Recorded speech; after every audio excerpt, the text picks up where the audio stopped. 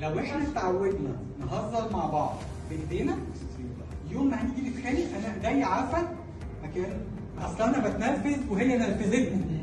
دي جمله شهيره قوي، هي نرفزتني فانا عملت كده. لا، هو حضرتك مش بينج بونج، حضرتك فعل مش رد فعل.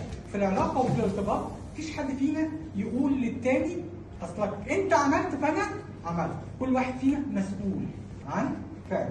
انا استفزيته، انا مسؤول عن استفزازي.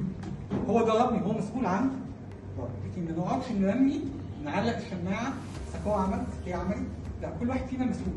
ولما بنيجي نسال الشخص ده تمام اللي مد ايديه على مراته ومد ايديه على اولاده، نيجي نقول له طيب علاقتك بمديرك عامله ازاي؟ يعني انت بتضربه في الشغل؟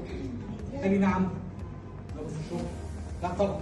يعني اقصى حاجه عملتها معاه ايه؟ لا، ما بقدرش اعمل معاه حاجه. طب ايه اللي حصل؟ يعني هو بيعرف. طب هو مديرك ما بيغضبكش، ما بيعملش حاجه غلط؟ لا بيعمل. ده هو سبب الكبت اللي انا فيه اللي بروح اطلعه على مين؟ على مراتي وعيالي. كون ان انت بتعرف تسيطر على غضبك مع مديرك، فده يقول ان الاوبشن موجود جواك. بس هنا في مشكله. انت بتروح تعمل ده في مين؟ الاضعف منك. الاضعف منك، سواء كان ولاد سواء كان شريكه حياه.